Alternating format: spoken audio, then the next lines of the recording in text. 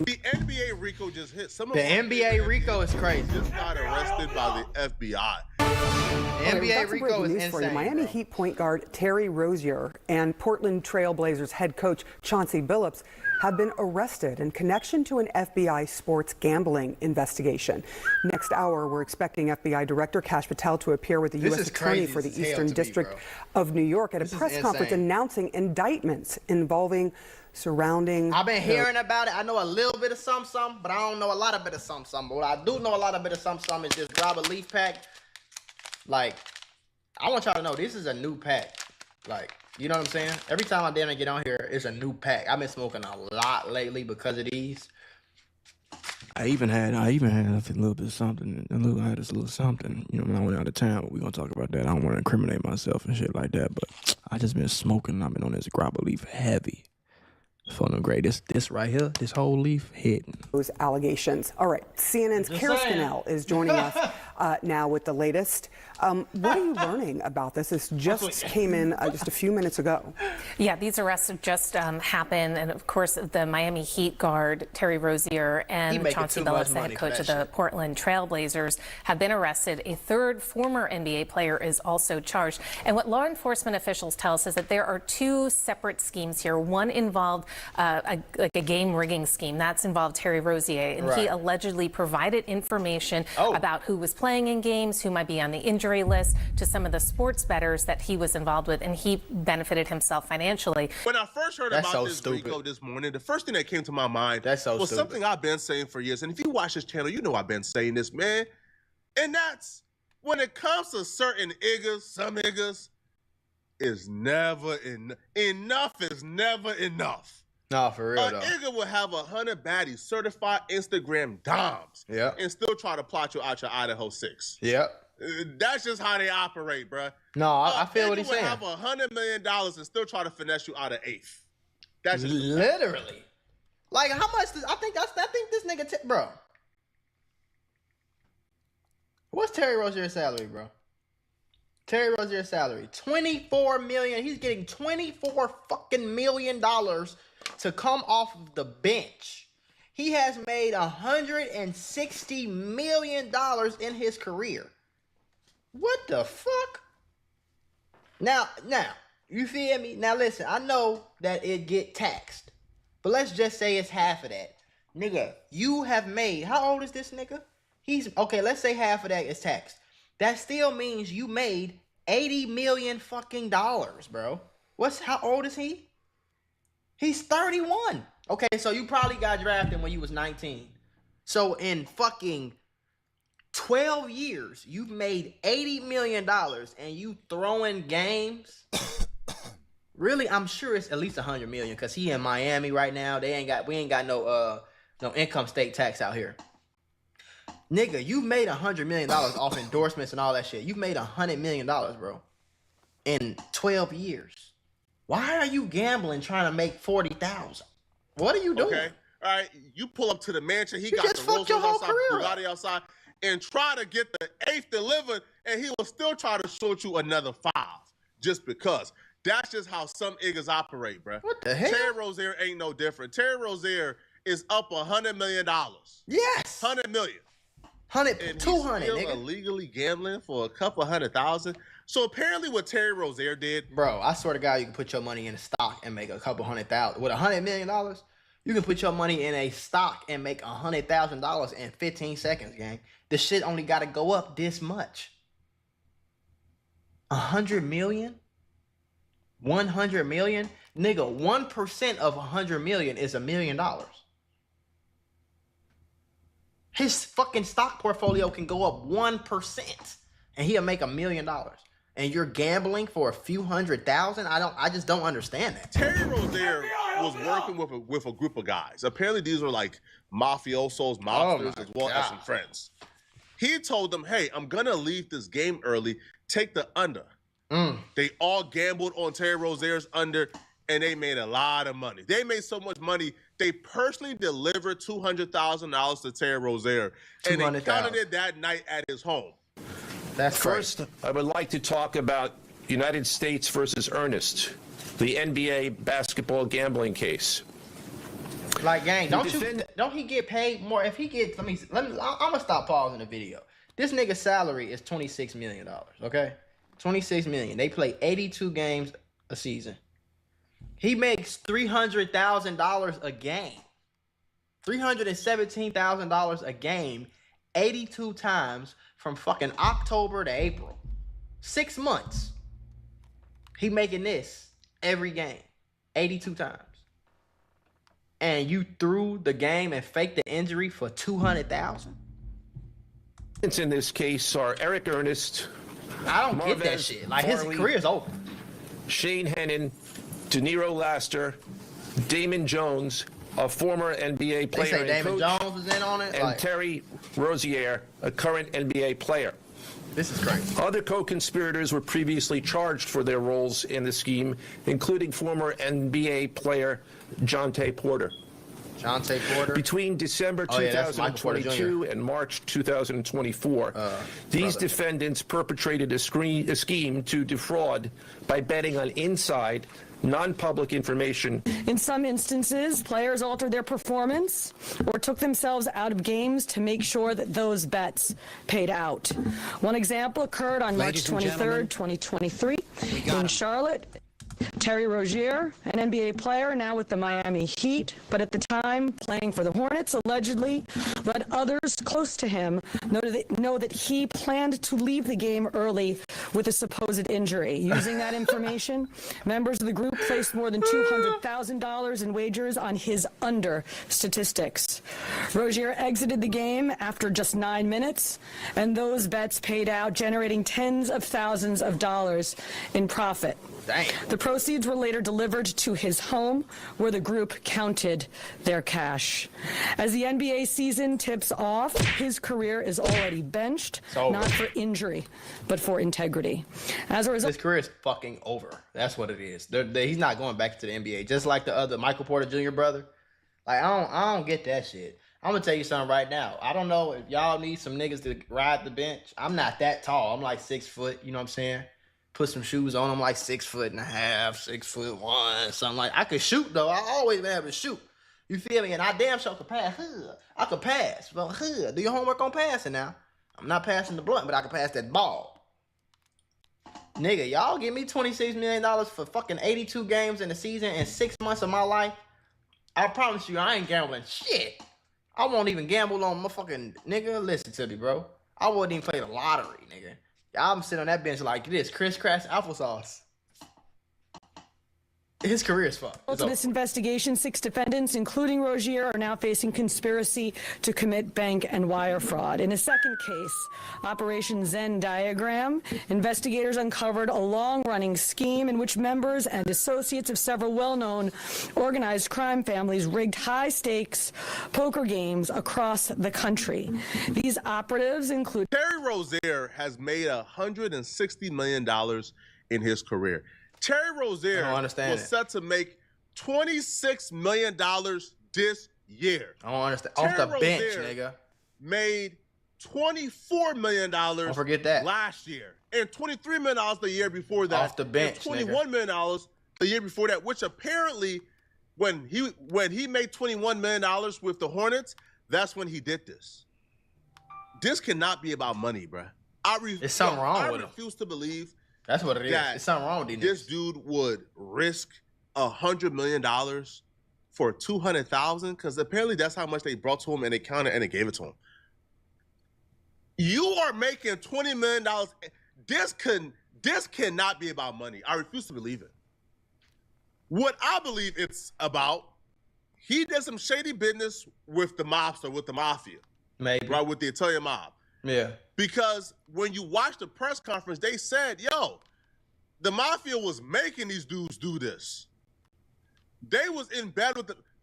First off, yo, bro, you make $100 million and you still want to get yourself involved with criminals, bro? I don't understand that shit, bro. You lived with criminals your entire life when you was broken in the hood. Right. Why would you want to get involved with criminals again when you up $100 million? I have no idea, who I don't want to be around? You know who I don't want to talk to? Criminals. If I got $100 million in my pocket. If I got $100,000, I'm not trying to talk to you niggas. If I got $80,000, in my bank account. I don't want to talk to you niggas. I don't.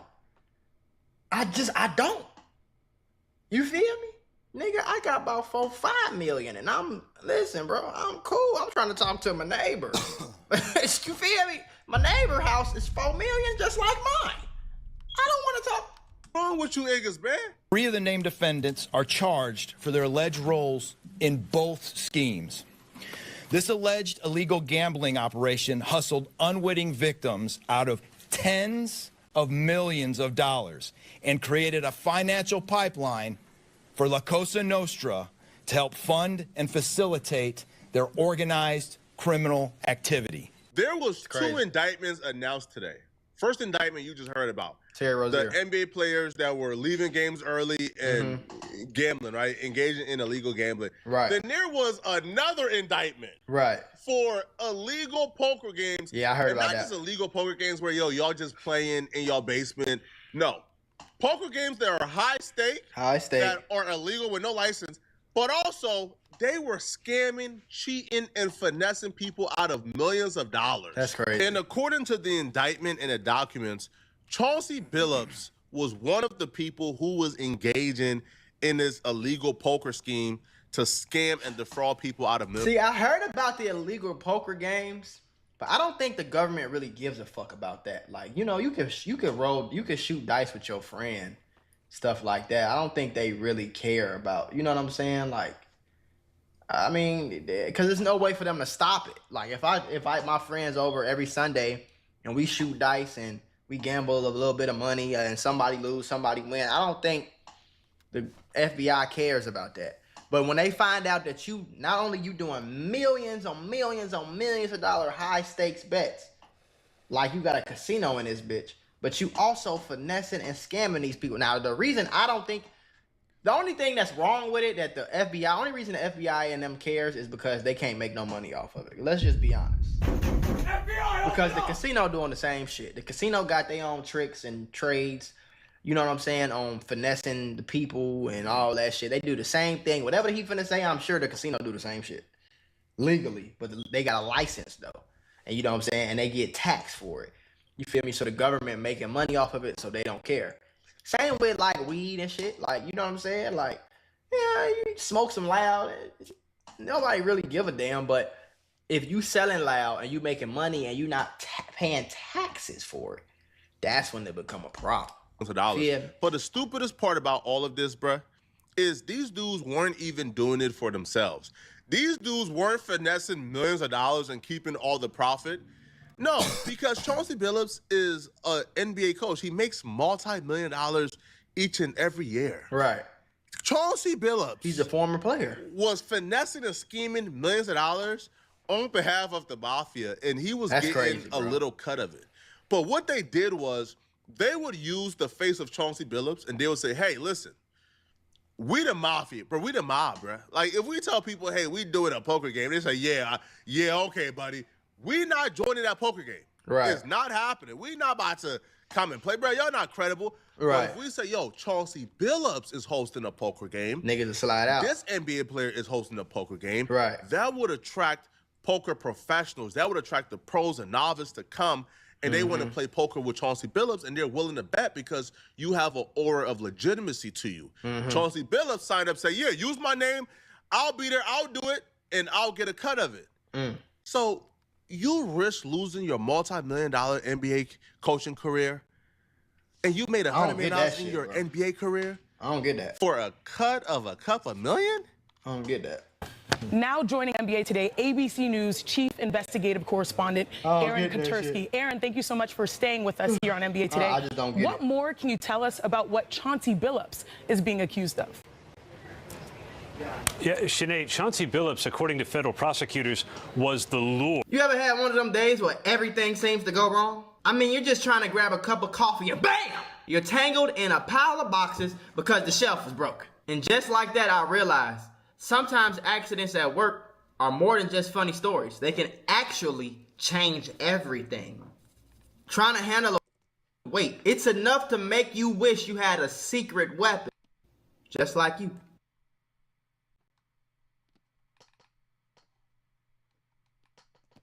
The mafia allegedly paying him for his celebrity to attract high rollers to poker tables in the Hamptons, in Las Vegas, in Miami, and right here in Manhattan, so they would gamble, so they would play poker. What those people didn't know was that everyone else at the table was in on the scam because the games were rigged. Chauncey Billups was known as a face card because the mafia allegedly used his face to lure in these unsuspecting victims. The victims themselves were called fish, as the U.S. Attorney for the Eastern District of New York explained in Brooklyn a short while ago. This is some crazy shit to me, bro. The scheme targeted victims known as, quote, fish, who were often lured to participate in these rigged games by the chance to play alongside former professional athletes who were known as, quote, face cards. The so-called face cards included the defendant Chauncey Billups, who at the time of the scheme was a former NBA player and is currently the head coach of the Portland Trail Blazers, and also Damon Jones, a former NBA player and coach. What the victims, the fish, didn't know is that everybody else at the poker game, from the dealer to the players, including the face cards, were in on the scam.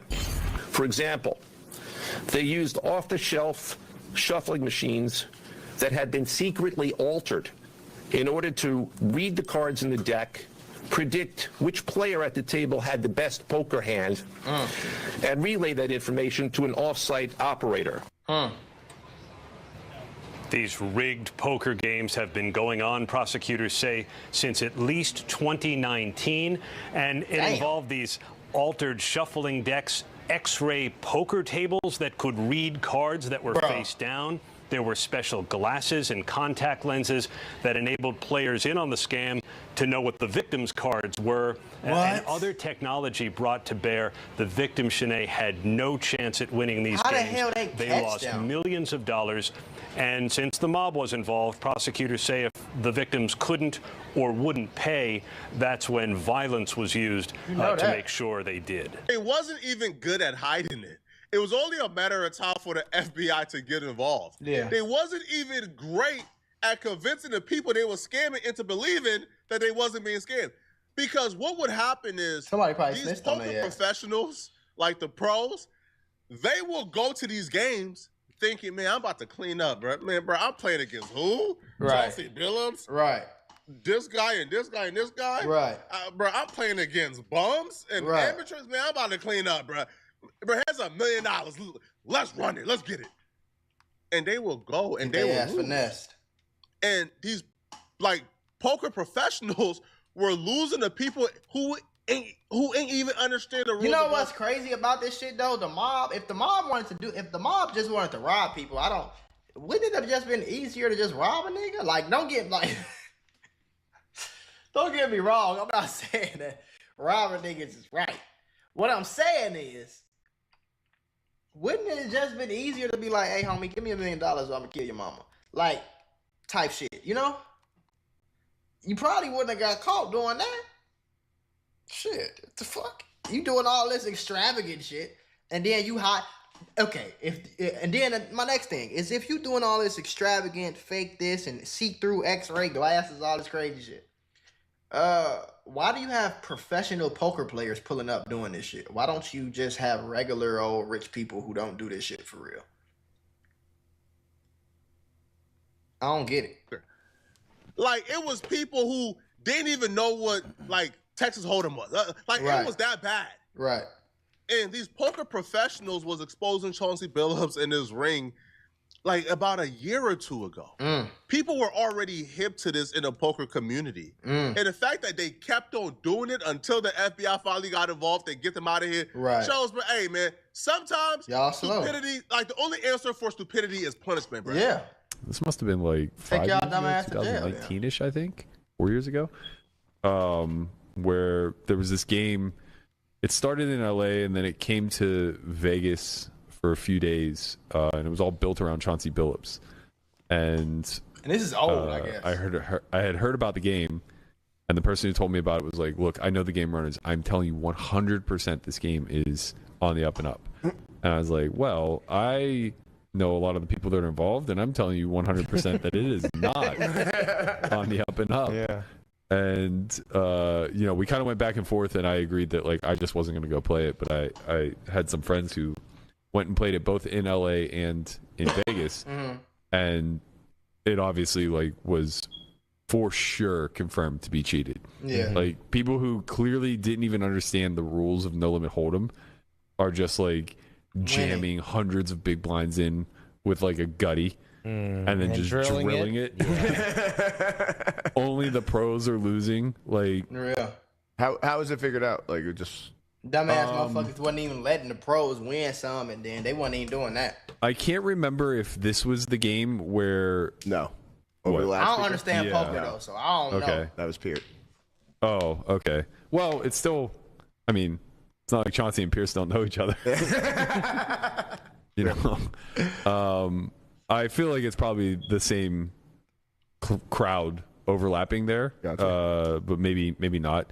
Either way, it was basically confirmed amongst all of the pros that the game was cheated, but there's just no recourse. Gotcha. And they got absolutely filleted. Yeah, I mean, there's just no recourse in a lot of these situations. Well, it's tough too whenever you're dealing with somebody like high profile like that, because they carry a lot of weight and hold a lot of power. So all you can do is like kind of unite together and threaten to publicly out him or extort him in some sort of capacity. Yeah. In which case, that's dangerous, good luck. Right. Yeah. It's like this guy beat rape charges. You think he cares about you calling him a cheater? Yeah. I mean, and like from other aspects, like most people that are cheating, they come prepared for a situation when it does happen.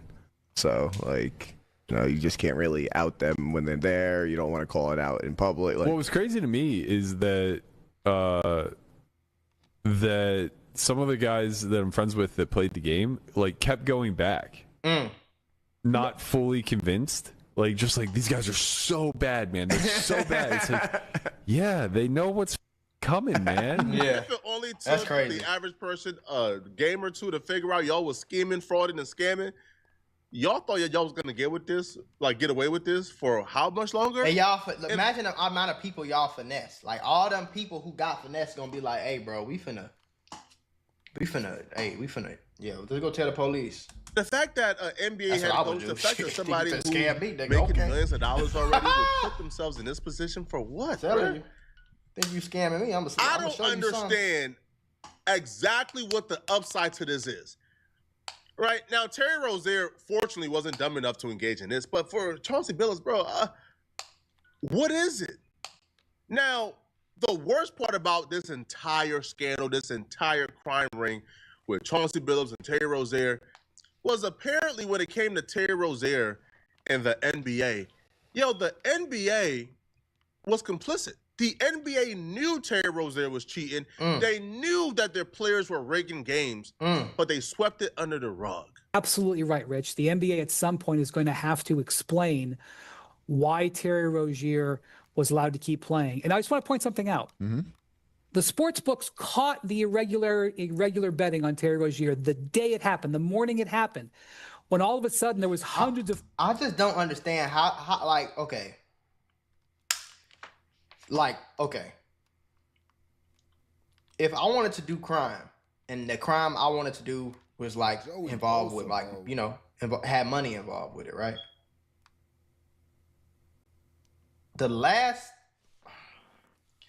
It's like, I'm trying to figure out, like, how do you think you're going to get away with betting on a player like Terry Rozier, who's not like LeBron, who's not Steph Curry, who's not none of these people?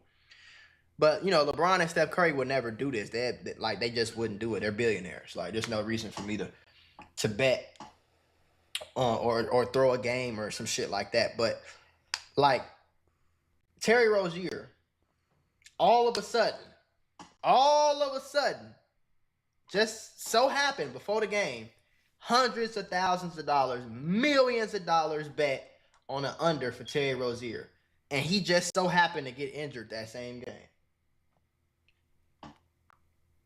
It's like, bro, you're going to get caught, bro. Like, how do you expect to not? The only way somebody could not get caught is if they doing it with like 200 NBA players. But even then, if you're doing it with 200 NBA players and every single time you bet a bunch of money, they just so happen to get injured. Like that's not really a good like plan. Like I don't think y'all thought it all the way through. Like maybe y'all should. I don't think that's. I don't know. How are you not gonna get caught? It's like me trying. That's like me robbing a police officer in front of the fucking police station with no mask on. And then I get surprised when I get caught. Thousands of dollars coming in on Terry Rozier unders for a relatively meaningless game in November. I'm sorry, in March, involving the Charlotte Hornets. The sportsbooks caught it. They told the NBA right away. And guess what? The NBA, Rozier didn't play the rest of the season. And he had faked the injury, so it wasn't because of the injury. The NBA pulled him. They pulled Jonte Porter, too. They flagged Jonte Porter and pulled Jonte Porter. The NBA's measures, their protection measures, the sportsbooks protection measures triggered this. They caught it. The issue I think is, Jonte Porter, they caught. I've never been a gambler. I've never engaged in gambling. I don't do it. I don't like wasting money. I don't like running money. I don't do it much. But for a lot of you dudes, right, like sports bettors, whatever you call yourselves, man, y'all don't, man, good luck, bro. Right? This y'all, I know y'all always have an excuse when y'all lose big. Like, what? Wembanyama didn't get 10 rebounds? What the fuck? He was at 9 rebounds and they took him out. Now y'all know that the NBA is rigging games, and Adam Silver and the NBA is not rigging. When they know, that's the thing I want to let y'all know. The NBA is not rigging games. It's these stupid ass players that's trying to rig games, but it's like the game doesn't change because Terry Rozier went out for injury. Like, you know what I'm saying though? Like, the fuck. Jonte Porter is a nobody. He's the fucking 10th man. Like, he's just 8th man and shit. Like, because whether he plays or not, it's not going to change if his team wins or not. You know what I mean? It's more about this little bit of money that they trying to get, which is just fucking stupid. Now, do I think that the NBA should have kicked them out or stopped letting them play? Yeah, hell yeah. But I don't think the NBA is rigged to the point, motherfucker, you trying to make it seem like, oh, they already have the champion. Like, it don't work like that, bro. I'm not saying that it's not rigged. Like, do I think the NBA draft is kind of rigged? Yeah, I do. Do I think it's a coincidence that the Cavaliers got the #1 pick when LeBron was about to get drafted? No. Do I think it's a coincidence that the Spurs got it when Wembanyama was getting drafted? No. Do I think it's a coincidence that the Bulls got it when Derrick Rose was coming out? No. I think all that shit was planned. And I think Luka getting traded to the Lakers was a plan. I think the NBA forced that to happen. Like, let's get him out of Dallas, put him in LA because LeBron about to retire, and we need a superstar in LA because y'all know how that works, type shit. But I don't think the whole NBA is rigged. I just think sports betting is fucking stupid. And it's not a get rich quick scheme at all. Like, a lot of niggas DM me about that on Instagram. Like, I don't sports bet, bro. I got like $200 in my prize picks. I might gamble $40 here, $20 there, $30 here, $15 here. Just on some fun shit just to see what happened. I don't even really check it for real. But I don't do that, bro. I might shoot dice with my friend, every now and then. I'm not no gambler, bro. You know what I'm saying? That's not no way to get rich. That's some shit you do when you already rich and you bored. Players just rigging games. All they do is say, hey, man, you made it too obvious, bro. You got to sit out the season. But you could still play the next season. Just sit out this season. Because Terry Rozier was able to go to the Miami Heat and still play the full season. Yeah. And there's clips from the Miami Heat that look like, this looks like it's kind of rigging games, bro. Right, he's playing just weirdly, bro. Like, he's flopping all over the place, dropping balls. Yeah, I seen the clip. Like, all of a sudden, forgetting how to handle the ball. He's passing to the other team and shit. Yo, the NBA got to get fined. Or arrest Adam Silver, too. Let me know in the comment section. This is some crazy shit, though. I just don't understand, like, I don't understand how you could be making $20-something million in a season. And goddamn it, you gambling over a few $100,000. Like, you made more than that playing the game, whether you got injured or not. You was gonna make more than $200,000 this game. You got another game tomorrow, you was gonna make another $2. Like, I don't get that shit.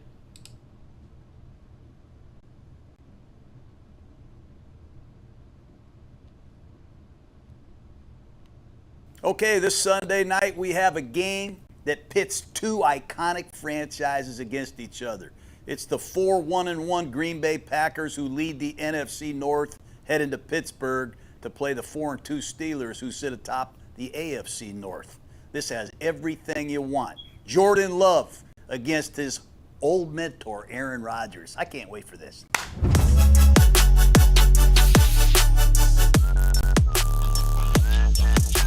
This Top of Mind is brought to you by Chevrolet. Football season is in full swing, and whether you're grinding through the week or gearing up for kickoff, there's one ride that's always game ready. It's the Chevy Silverado. Built for the hustle, ready for the game. Silverado is America's most dependable full-size truck. Head to Chevy.com to learn more and build your own Chevy Silverado. Okay, it's the Green Bay Packers at 4-1-1, headed to Pittsburgh to play the 4-2 Steelers. Both teams sit on top of their divisions. There's a lot to play for, a lot of excitement. There's a lot of added incentive in this game. Aaron Rodgers, after 18 seasons playing for Green Bay, gets a shot at his old team. And Jordan Love, who was mentored by Aaron Rodgers for 3 seasons, gets to show the teacher just how far he's come. Pretty cool incentives in this game. And head coach Matt LaFleur of the Packers, he coached Aaron Rodgers from 2019 to 2022. I remember in the Super Bowl when we played against the Raiders, I looked out on the field, I saw my old quarterback. It's kind of like a out-of-body experience because you spend so much time with these guys. I'm sure there'll be a lot of emotions in this game, whether they admit it or not. I know I was an emotional guy, but I'm an emotional basket case to start with. I'm anxious to see these guys all reunited on the same field on national television. You know, if Aaron Rodgers wins this game, he'll be just one of 5 quarterbacks to have beaten every team in the National Football League. Brett Favre did it when he left the Packers, joined the Vikings. They beat Green Bay. Tom Brady's done it. Drew Brees has done it. Peyton Manning has done it. And if Aaron Rodgers can beat his former team, he's going to really accomplish something very cool. I broadcast that game in 2009 when Brett Favre played against the Green Bay Packers. I got so nervous in pregame, I couldn't even talk, and I was broadcasting. It's really going to be a great night in Pittsburgh. These two teams, the Green Bay Packers and the Pittsburgh Steelers, they're iconic franchises. I mean, they've had a lot of continuity. Think about this. The Green Bay Packers have had 3 quarterbacks since 1992. Hell, the Cleveland Browns have played 3 this year. And the Pittsburgh Steelers since 1969 have had just 3 head coaches. So there's a lot of continuity in both of these organizations. Both of these places have rabid, really cool fan bases. Nobody travels like the Pittsburgh Steelers. The terrible towels. Hell, we had to use a silent count at home because the Steelers took over our stadium. And the cheeseheads of Green Bay, they travel as well. Proud, loyal fans. Well, they don't like it when you lose. These two franchises have a lot going. They're both going to be wearing these throwback uniforms. Pittsburgh's going to be wearing these crazy ones they wore years ago. You'll see the stripes and all that stuff. And you're going to see the Green Bay Packers come out in all white, even white helmets. And I'll be honest, I say it every week, but I hate these throwback, these replacement uniforms. I want to see the Steelers and the Packers run out there with the uniforms I recognize. I remember coaching the Raiders in 2018. We had our silver and black on, and I saw the Steelers come running out with their white jerseys, big black stripes. I saw Franco Harris. He came over and talked to Phil Villapiano. I felt like I was 10 years old. I grew up with these teams, these colors, these traditions. It really pisses me off they're wearing throwback crazy uniforms. But we got a great one. Let's get back to the game. The Steelers have had 10 days to prepare for the Packers, and they're still stewing, I'm sure, over that 33-31 loss at Cincinnati. They've had a chance to take a good look at themselves, take a good look at the Packers, and get some of these bodies healed up. And the Green Bay Packers, they're coming off a big win in Arizona. They won 27-23. They haven't really been blowing people away with their play. They struggled in the second half, particularly on defense. They held on to beat the Bengals. And last week, Micah Parsons played unbelievably. He found a way to almost single-handedly take down Arizona. Green Bay is the youngest team in the NFL. 3 years in a row, they've been the youngest team. They draft, they develop. Pittsburgh is one of the oldest teams. They've gone outside the organization and added a bunch of veteran free agents. It's paid off in some instances, and it hasn't come together in other instances, it's kind of time for Pittsburgh to put it all together with this crowd that they have assembled.